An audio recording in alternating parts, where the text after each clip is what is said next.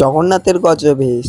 So hello friends, welcome back to my channel Surya Das official. So guys, আজকে হলো জগন্নাথ দেবের স্নান যাত্রা। চলো মায়াপুরে কিভাবে স্নান যাত্রা পালিত হয়, কিভাবে স্নান যাত্রা হয়, সবটাই তোমাদের সাথে শেয়ার করবো। সো ভিডিওটা পুরোটা দেখবে, আর ভালো লাগলে অবশ্যই লাইক করবেন, শেয়ার এবং সাবস্ক্রাইব করে পাশে থাকবে। তো ভিডিওটা পুরোটা দেখে থাকো। তো গাইস, আমি যেহেতু জগন্নাথ দেবকে স্নান করতে যাবো, সেই জন্য দেখো আমি ঘটিতে পঞ্চামৃত বানিয়ে নিচ্ছি। মানে সবকিছু দেওয়া হয়ে গেছে, বা একটা কাঠের চামচ দিয়ে গুলিয়ে নিচ্ছি সুন্দর করে। তো চলো দেখতে থাকো। তারপরে দেখো আমি সুন্দর করে ফুল তুলসী পাতা দিয়ে সাজিয়ে নিয়েছিলাম ঘরটা। তারপরে দেখো ঘর হাতে তুলে নিয়েছি। এখন যেখানে জল ঢালতে যাবো সেখানে যাচ্ছি আর কি। আর এবার আমরা জগন্নাথ মন্দিরে যাইনি, আমাদের পাড়াতে নতুন জগন্নাথ ঠাকুর প্রতিষ্ঠা হয়েছে, মানে একজন প্রভুর বাড়িতে। তা সেখানেই দেখো চলে এসেছি, দেখো কথা বলতে বলতে। আর এখানে দেখো সুন্দর করে জগন্নাথ দেবের অভিষেক হচ্ছে। আর এখানে আজকেই কিন্তু জগন্নাথ দেব প্রতিষ্ঠা হলো।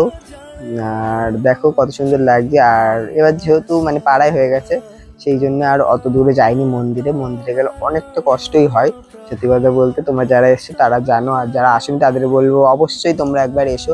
এবার না হয় আমি জানাতে লেট করে দিলাম, সেই জন্য হয়তো আসতে পারলা না, কিন্তু পরের বার কিন্তু অবশ্যই এসো, তাহলে তোমরা জানতে পারবে কেমন ভিড় হয় আর কেমন স্নান যাত্রা হয় মায়াপুরে।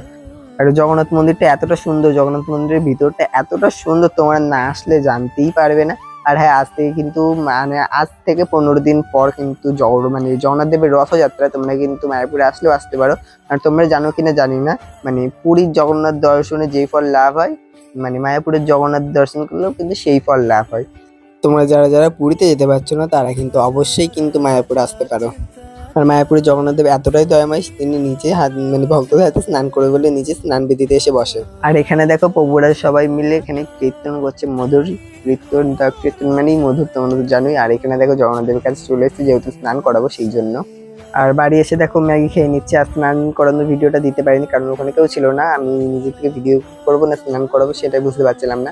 আর যাই হোক, তারপরে ম্যাগি খেয়ে আমরা মানে একদম বিকাল বেলা মানে 5টার দিকে আমরা যাচ্ছিল জগন্নাথ মন্দিরে।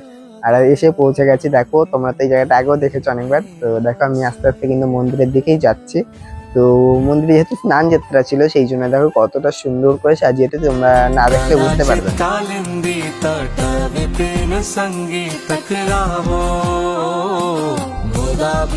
नारी वदन कमला स्वाद मधुपहा रमा शंभु ब्रह्मा मणपति गणेशाचिरपदो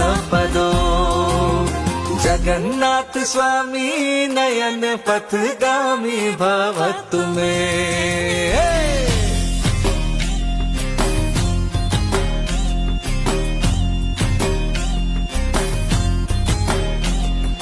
जगन्नाथ स्वामी जगन्नाथ स्वामी मुझे আর হ্যাঁ, আজকে কিন্তু জগন্নাথ দেবের স্নান যাত্রার সাথে সাথে আজকে কিন্তু জগন্নাথ দেবের আবির্ভাব তিথি মানে জন্মদিন।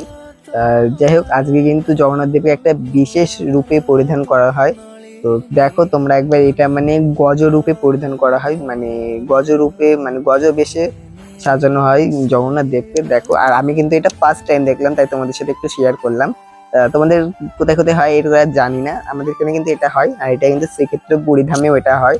তা এখন মন্দির থেকে বেরিয়ে গেছি, দেখো একটু আশেপাশটা ঘুরে দেখাবো। আর দেখো দূরে যে সাদা বেদিটা, দাঁড়াও তোমাদেরকে দেখাচ্ছি। এই দেখো এই সাদা বেদিটাতে জগন্নাথ দেব বসে স্নান করেছে। তো গাইজ, আমি এখন যাচ্ছি শিমন্তিনী মন্দিরের দিকে। আর এই জলাশয়টা তো তোমরা আমার আগে অনেক ভিডিওতে মানে নৌকা বিহারের বা কি বলো চন্দনযাত্রার ভিডিওতে তো দেখেইছো এই সরোবরটা। আর দূরে ওই হাঁসটাতে দেখতে পেলে, ওই হাঁসটাতে নৌকা বিহার করানো হয়। তো দেখো আমি কিন্তু সীমন্তিনী মন্দিরের দিকে চলে এসেছি, চলো তোমাদেরকে ঠাকুর দর্শন করাই।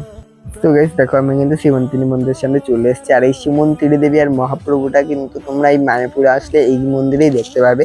আর কোনো মন্দিরে তো আমি তো আপাতত দেখিনি, আমাদের এখানটাই দেখেছি, ফার্স্ট টাইম আমি এখানে দেখছি। তো দেখো মন্দিরটা একটু ঘুরে দেখা যায়। আর এখানে দেখো কত সুন্দর কারুকার্য করা আছে মন্দিরের সাথে, যেহেতু অনেক পুরোনো মন্দির। যাই হোক, কত খ্রিস্টাব্দে আমি জানি না অত। যাই হোক, কেমন লাগলো একটু কমেন্টে জানাবে। এবার আমি দেখো শিব মন্দিরে চলে এসেছি, বাবা ভোলানাথের মন্দিরে।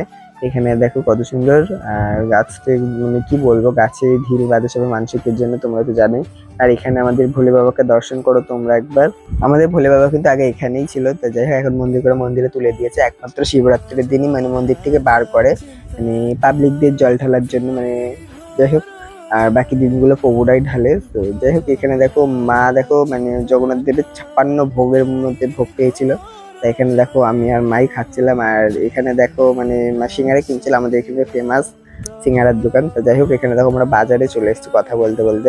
তো গাইজ ব্লগটা কেমন লাগলো একটু কমেন্টে জানাবে। আর মানে জগন্নাথ মন্দিরে তো স্নানযাত্রার সময় যাইনি, মানে বিকালে দিয়ে গেছিলাম, সেই জন্য তোমাদের স্নানের ভিডিওটা দেখাতে পারলাম না। আশা করি পরের বার যাবো, পরের বার দেখাবো। আর যাওয়ার কারণ মানে না যাওয়ার কারণটা হচ্ছে কি, আমাদের পাড়ায় নতুন জগন্নাথ প্রতিষ্ঠা হয়েছে মানে একজনের বাড়িতে।